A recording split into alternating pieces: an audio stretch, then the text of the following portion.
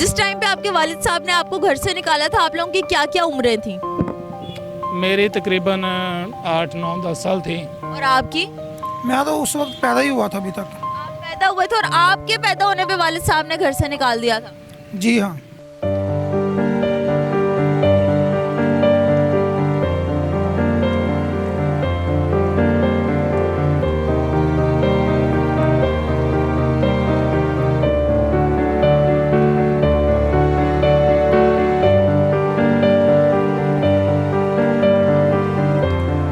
हमारा पाकिस्तान, प्यारा पाकिस्तान। सब्सक्राइब कीजिए, लाइक कीजिए। नया पाकिस्तान। अस्सलामुअलैकुम नाजरीन, नया पाकिस्तान के साथ मैं हूं आपकी होस्ट हिफ्ज़ा ताहिर। नाजरीन, आज मैं आप लोगों के लिए एक ऐसी कहानी लेकर आई हूं जो कि वाकई में दर्दनाक है।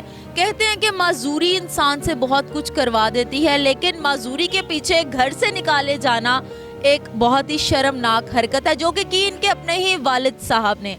जब इनकी वालिदा के हाथ तीसरा बेटा पैदा हुआ जो कि पहले 2 बेटों की तरह ही माजूर था, वालिद साहब ने अपनी जोजा को तलाक भी दी और इसके साथ साथ तीनों के तीनों बच्चों को भी घर से धक्के मार के निकाल दिया। तो आइए जानते हैं कि इनकी क्या स्टोरी है, अब ये किस तरह से गुजर बसर कर रहे हैं और आया कभी वालिद साहब ने दोबारा मिलने की कोशिश की या नहीं। और मज़ेदारी की बात इसमें यह है कि इनके जो वालिद साहब हैं वो रेंजर मुलाजिम थे। तो आइए इनसे बात करते हैं। अस्सलाम वालेकुम। जी वालेकुम सलाम। क्या हाल चाल है? जी अल्हम्दुलिल्लाह ठीक ठाक, शुक्र अल्लाह का। हमें ये बताएं कि आप तीनों माशाल्लाह से अब तो इस पोजीशन में हैं कि अपना कमा सकते हैं, अपना खा सकते हैं। जिस टाइम पे आपके वालिद साहब ने आपको घर से निकाला था, आप लोगों की क्या क्या उम्रें थी? मेरी तकरीबन 8, 9, 10 साल थी।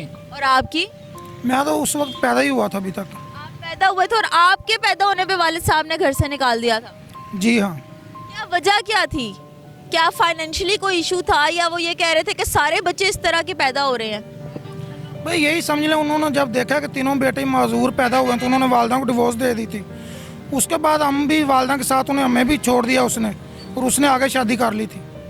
जब आप लोगों ने होश संभाला तब आप लोगों के साथ कौन था? आपकी मदर थी और कोई और था जिसने आपको सहारा दिया? कोई चाचा या मामा, कोई रिलेटिव? जी हमारे पास हमारी अम्मी थी और नानी नाना थे।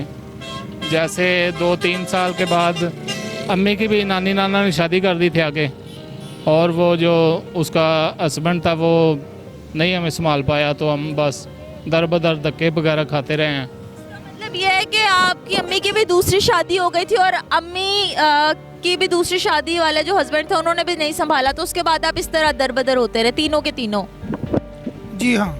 अब क्या कर रहे हैं आप लोग? अब तो आप लोग का माशाल्लाह एनको का कारोबार है, आप लोग अपना काम कर रहे हैं लाहौर के एक ऐसे रोड पे जहाँ पे हर वक्त रश रहता है, तो किस तरह से अब सरवाइव कर रहे हैं आप लोग? जी अल्हम्दुलिल्लाह, शुक्र अल्लाह का कि हम ना अपना कारोबार कर रहे हैं। हम किसी के आगे हाथ नहीं फैलाते और अल्लाह पाक से हम दुआ करते हैं कि अल्लाह पाक हमें रिज़्क़ हलाल दे, और अल्लाह पाक हमें रिज़्क़ हलाल दे रहे हैं और अपना घर जो चला रहे हैं हम।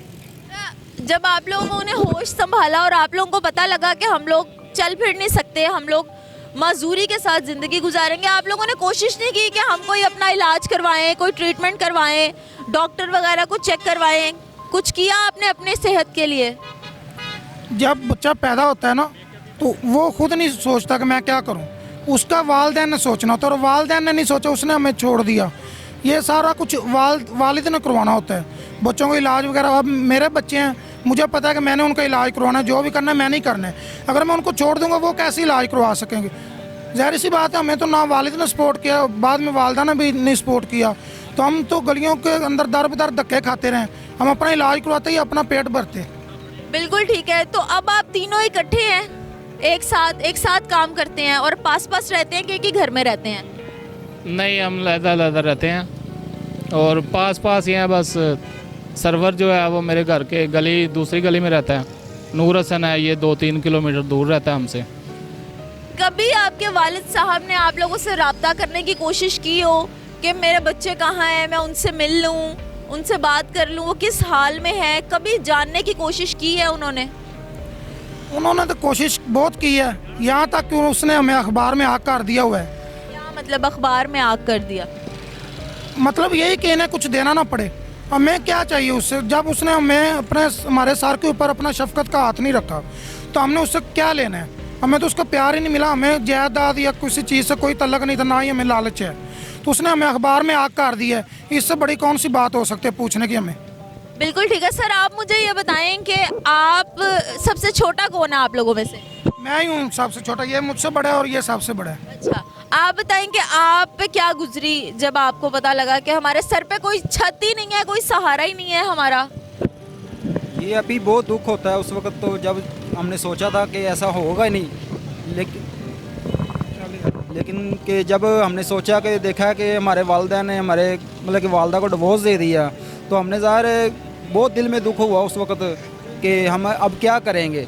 लेकिन वालदा के पास चले गए, वालदा के बाद मतलब कि ताया अबू के पास हम रहे हैं तकरीबन, उधर उनके भी लिए मतलब घर में मतलब रहते रहे, हम सड़कों में भी सोते रहे हैं और पार्कों में भी सोते रहे हैं। लेकिन बहुत उस वक्त तकलीफ़ होती थी दिल में, कि दिल करता था कि बंदा इससे बेहतर वैसे ही मर जाए बंदा, क्योंकि इतने बुरे हालात हमने जो देखे हैं ना, बहुत ज़्यादा बुरे हालात देखे हैं। लेकिन अब अल्लाह का शुक्र है कि अपना छोटा मोटा कारोबार कर रहे हैं और माशाल्लाह बच्चे भी हैं, और हमें जो बीवी हैं वो भी अच्छी मिल गई हैं जी, उनकी वो हमें संभालती हैं पूरा, वो हमारा ख्याल करती हैं, मतलब कि वाशरूम वगैरह भी लेके जाती हैं और घर में मतलब कि उठा के अंदर कमरे में बिठाती हैं, कमरे से बाहर बाइक पे बिठाती हैं, और कोई चीज़ वगैरह भी उतरी हो वो भी लगा के देती हैं। तो उनका हम शुक्रगुज़ार हैं कि उनकी नेकी जो है वो हम ज़ाया नहीं करेंगे इंशाल्लाह। और 3 बच्चे हैं, 2 बेटियां हैं, 1 बेटा है मेरा, तो वो भी 2 बच्चे पढ़ रहे हैं, 1 बेटी छोटी है अभी, वो रेंट का मकान है बाजी, महंगाई भी ऊपर से बहुत ज़्यादा है।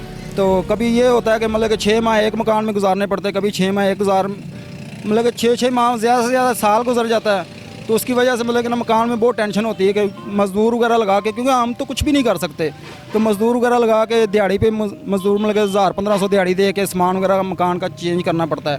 तो यही है बहुत ज़्यादा, सबसे ज़्यादा मसला ये है जो हम रेंट पे रहते हैं। हमारी बहुत सारी मुश्किलें, अगर कोई अपना मकान हो जाए ना, चाहे 2 मरले का ही हो, तो हमारी बहुत सारी मुश्किलें जो हैं वो आसान हो सकती हैं। सर्दी गर्मी धूप छाँव के अंदर आप लोग सड़क के ऊपर एनके लगा के खड़े हुए हैं। अब मुझे ये बताएं कि आप लोगों के पास अपनी अपनी कन्वेंस तो मौजूद है, आपके पास भी बाइक है, आपके पास भी बाइक है, आपके पास भी बाइक है, तो गुजर बसर करना आसान है कि मुश्किल होता है? लोग तो नहीं तंग करते हैं? सबसे ज़्यादा मेन वजह यह है कि आप लोग किसी के पीछे भाग नहीं सकते, ठीक है ना? भागने की वजह यह है कि आप लोगों की टांगें सही तरह काम नहीं करती। लोग तो नहीं तंग करते कि कोई बंदा कोई चीज़ उठा के भाग जाए और आप कहेंगे ये क्या हो गया मेरे साथ? बहुत से ऐसे लोग आते हैं जो तंग करते हैं। अक्सर आप ये बड़े भाई को देख रही हैं, अंधे को भी नज़र आता है कि ये बहुत ही बेचारा डिसेबल है, सीरियस हालत में।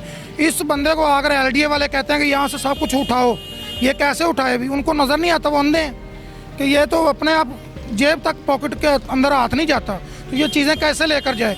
ये तो हमारा एक सुतेला भाई है, वो आता है, सुबह आता है, इसको स्टॉल लगा कर चला जाता है, वो अपने काम पर चला जाता है, और शाम को उसने आकर इसको घर ले जाना होता है, ठीक है? तो इसको LDA वाले आ जाते हैं, चलो जी यहाँ से उठा लो। कभी ये सोसाइटी के गार्ड तब्दील हुए हैं वलेंशिया टाउन के, उन्होंने यहाँ से अड्डा पटवा दिया था भाई का। वो एक कर्नल सरवर साहब हैं, अंदर ही रहते हैं, उन्होंने सिफारिश की और दोबारा ये स्टॉल लगाए। मतलब कि लोग तंग करते हैं, ये हालात चल रहे हैं। अब अगर ऐसे हालात हों कि आपके दोबारा से वालिद साहब आपसे कांटेक्ट करने की कोशिश करें, आपको इन हालात में देख के वो सोचेंगे नहीं मुझे कुछ करना चाहिए, मेरे बच्चे हैं, अगर उनके दिल में रहम आ जाए, तो आप ऐसे वालिद के लिए क्या कहेंगे जो आपको उस वक्त छोड़ के चला गया जब आप लोग इस काबिल भी नहीं थे कि अपने मुंह में नवाला तक डाल सके? बाजी हमने तो कभी, वालिद तो वालिद ही होता है, वालदा भी वालदा होती है, हमने कभी उनके बारे में गलत नहीं सोचा। ठीक है, वो उनका करैक्टर है, जो उन्होंने हमारे साथ जो भी किया है वो उनकी जो भी उन्हें अच्छा लगा उन्होंने किया है, मगर हम ये नहीं चाहते कि हम बदतमीज़ी करें या किसी किस्म का हम कोई एक्शन लें किसी किस्म का। ठीक है, उनकी मेहरबानी है, अगर वो हमारे सर पे हाथ ही रख देते ना, और देखे ना वालदा हमारी जो है वो हमें पूछती है, कभी फ़ोन करती है बेटा कोई मसला वगैरह ये वो, ठीक है ना, देखें वो हमें संभाल तो नहीं सकती मगर वो पूछ तो लेती है। कभी हमें परेशानी हो तो हम बुलाते हैं तो अम्मी हमारे पास आती है, इतना ही काफ़ी है। अगर वालिद भी अगर कुछ दे नहीं ना सकते थे तो उनका ये हक था कि वो हमारे सर पे हाथ रखते बस। एक दिन की कितना पैसे कमा लेते हैं आप लोग, और क्या ये पैसे काफ़ी हैं आपका घर चलाने के लिए? जितनी महंगाई है उसमें तो कुछ भी नहीं बनता इस काम से। ज़ाहिर सी बात है 2-3 हज़ार सेल होती है, उसमें अगर 1000 भी बच जाए ना तो आजकल जितनी महंगाई है 1000 रुपये में 2-3 चीज़ें नहीं आती। छोटे छोटे बच्चे हैं तीनों भाइयों के, मकान का रेंट देना होता है, बिजली का बिल पे करना होता है, जितने भी घर के अखराजात हैं वो पूरे करने होते हैं। तो अब अल्हम्दुलिल्लाह मेरे तो हालात पहले से कुछ बेहतर हो गए हैं। ये दोनों भाई जो हैं मेरे, इनके हालात वैसे के वैसे हैं। अल्लाह ताला से यही दुआ है कि अल्लाह ताला इनके भी हालात ठीक कर दे। तो शुक्र अल्लाह ताला का। और वालिद के बारे में यही कहूँगा कि उसने हमें छोड़ा था ये समझ कर के ये कुछ मुझे दे नहीं सकते, और मैं छोड़ दूंगा पता नहीं इनके साथ क्या होगा। लेकिन आज अल्हम्दुलिल्लाह अल्लाह ताला का शुक्र अदा करते हैं कि हम अच्छी कंडीशन में, हमारा जो वालिद है ना वो हमसे भी बदतर है। हाँ जी। नाजरीन, आप लोगों ने इन लोगों की कहानी तो सुन ली कि ये तीनों भाई हैं और तीनों के तीनों माजूर हैं और किस तरह से इनके वालिद साहब ने इनको घर से निकाल दिया, दरबदर कर दिया। लेकिन आज अल्हम्दुलिल्लाह इन लोगों का अपना कारोबार है, इज्जत की और रिज़्क़ हलाल कमा रहे हैं। आप किसी के साथ बुरा करते हैं तो आगे से आपको अच्छे की उम्मीद भी नहीं होनी चाहिए। यही इनकी कहानी से हमें सबक मिलता है। वो बाप जो उस वक्त बहुत अरूज पे जा रहा था, आज वो जवाल का शिकार है और ये लोग अपना कारोबार कर रहे हैं और इज्जत की रोटी कमा रहे हैं। माजूरी है तो क्या हुआ, इनके दिल और इनका हौसला तो बुलंद है ना। इनके माशाल्लाह से बच्चे भी हैं, बीवियां भी हैं, कारोबार भी है, हर चीज़ इनके पास मौजूद है। अल्लाह ताला इनके काम में और तरक्की दे और हमारी तो यही दुआ है कि ये लोग जल्द अपने पैरों पे खड़े हो जाएं और हमारी तरह ज़िंदगी गुजार सके। फिर हाजिर होंगे एक नए प्रोग्राम के साथ। फ़िलहाल के लिए मुझे दीजिए इजाज़त। अल्लाह हाफ़िज़।